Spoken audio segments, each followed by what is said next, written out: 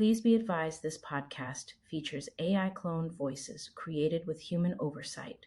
All content is reviewed by experts for accuracy and relevance. Welcome to IADS Retail Park, where we connect strategy with the daily realities of the retail world. I'm your host, Maya, and today's episode is all about rethinking the backbone of retail, the supply chain.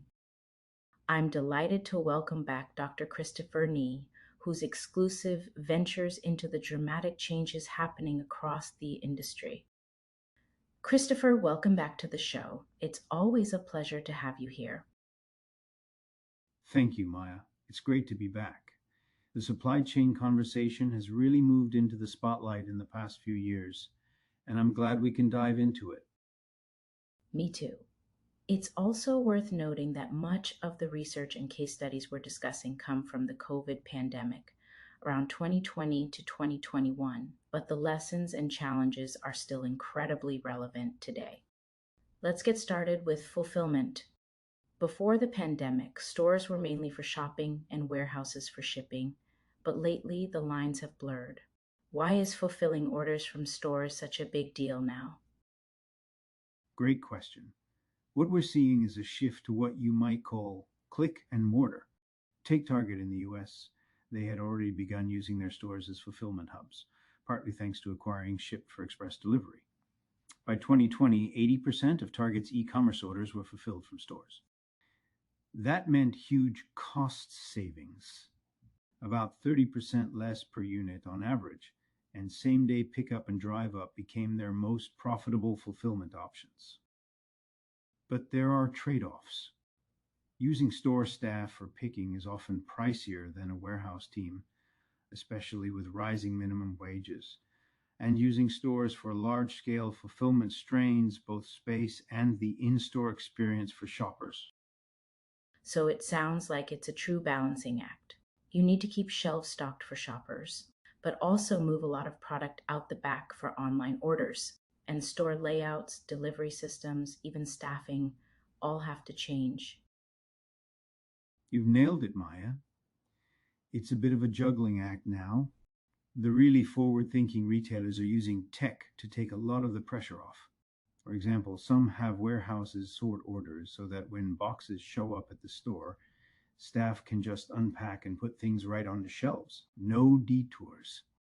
I've even seen delivery trucks loaded up in the exact order products are shelved. It's all about making life easier for teams on the ground and keeping things smooth for customers, whether they're browsing in person or clicking buy online. And that's just one path. You also talk about dark stores or micro distribution centers in your exclusive.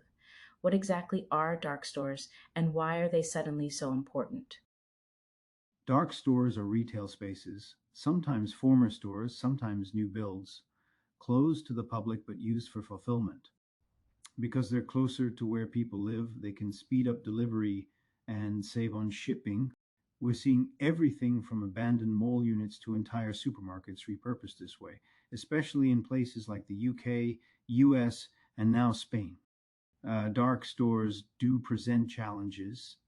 Some buildings weren't designed for high volume logistics, and city regulations can complicate late night deliveries. But they can make local fulfillment and even customer returns much more flexible. It's an interesting reversal. Online players, even those without physical stores, are now renting retail spaces for fulfillment and returns. Could we see vacant department stores become logistics hubs? That's already happening in some places. There's speculation that unused Sears or JCPenney stores could become dark stores for online players. And as they experiment, some might actually bring back consumer-facing services, letting customers not only return products, but maybe pick up curated orders or even shop limited assortments.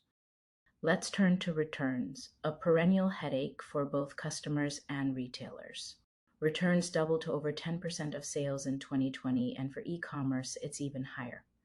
Why is returns management now such a frontline issue? Well, returns are expensive in every way. For apparel and shoes, return rates can be 25% or more. It's not just lost sales, it's reverse logistics, getting goods back. Inspecting and reselling them takes time and money. That's why many retailers are partnering to streamline this. For example, Amazon's partnership with Kohl's brings millions of Amazon customers to Kohl's stores just to return goods, and that boosts foot traffic at the same time. Physical retailers are seeing the value of being a returns hub.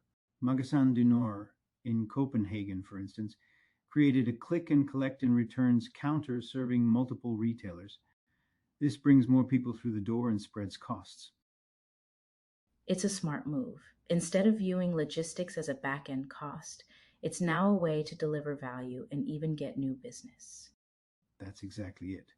Retailers are starting to look at logistics with fresh eyes, not just as a necessary evil, but as a real advantage. As fulfillment costs keep climbing, like when Amazon's expenses shot up by 45% in 2020, finding clever ways to get customers involved, whether it's picking up orders or making returns in store, really takes some pressure off the bottom line. Plus, it actually makes shopping easier and more attractive for customers. Of course, all of this is happening while in store traffic has become much less predictable. Some stores close permanently, others are rethinking their core strategies. Are we seeing the end of lean, just in time supply chains? For many, yes. The pandemic plus events like the Suez Canal blockage showed the limits of just in time. Now, more retailers are thinking just in case, investing in local warehouses, more inventory, and digital tools for better visibility. A recent survey found that only about a quarter of retailers believe pure just in time still works today. Retailers are also rethinking stores themselves, sometimes shrinking the sales area to make more room for fulfillment and collection. Forbes reported on Macy's, for instance, redesigning spaces to focus on speed, convenience, and flexibility, with more backroom space and digital integration. Let us imagine a bit here. What does a hybrid store look like today? Picture a space where the showroom is smaller, focused on experiences and interaction, while a large part of the store is dedicated to picking, packing, and logistics. Customers might browse in person, order online or on devices in store, then pick up curbside or have it delivered. The store also serves as a hub for returns, maybe even for other retailers. It's both a shop and a logistics platform. So, logistics isn't just happening behind the scenes, it's now part of the customer promise. You know, it really is fascinating to see how logistics has moved front and center. There used to be a time when customers didn't give much thought to what happened after they clicked buy now. Today, it's become something people actively think about and even base their shopping decisions on. The options customers expect, like buying online and picking up in store, or being able to return an item wherever it's convenient, are only possible because retailers have invested in supply chains that are both flexible and digitally connected. All those new omni-channel services, buy online, pick up in store, return anywhere, depend on a flexible, digitally powered supply chain. And as digitization matures, we'll start to see it do more than just streamline operations. It's going to set a whole new bar for customer expectations. Retailers that get this right aren't just making things run smoothly behind the scenes, they're actually creating a more responsive, customer focused experience that can become a real differentiator in the market. And what about local retail or new formats? Are stores taking inspiration from convenience stores, drugstores, or even other service sectors to attract shoppers? There's movement in that direction, yes. With reduced footfall and more competition from e commerce, department stores have to diversify their offers. Some are bringing in services, pop ups, or even non core categories to be more relevant and keep foot traffic up. Others are turning parts of their space into collection or experience hubs to stay top of mind and useful to their community. As we come to the end of our discussion, if you could leave retail decision makers with one lasting thought about the changing world of logistics, what would you want them to remember? I'd say logistics is now everyone's business. It's a customer facing strategic issue. The more you can digitize, localize, and build resilience into your supply chain, the more you'll be ready for both shocks and opportunities. I appreciate all the time you've spent with us today, Dr. Nee. Thanks so much for sharing these insights. And for all our listeners, you can read all our past exclusives on our Substack IADS Exclusive Insights. Thank you, Maya. It's always a pleasure to join you and talk about what's next for retail. If you found today's conversation insightful, please subscribe to the podcast, leave us a rating on your preferred platform, and share this episode with your colleagues and networks. For even more exclusive industry updates and in-depth analysis, follow us on LinkedIn and subscribe to our Substack. Join us next time as we continue exploring the ideas and innovations shaping the future of retail.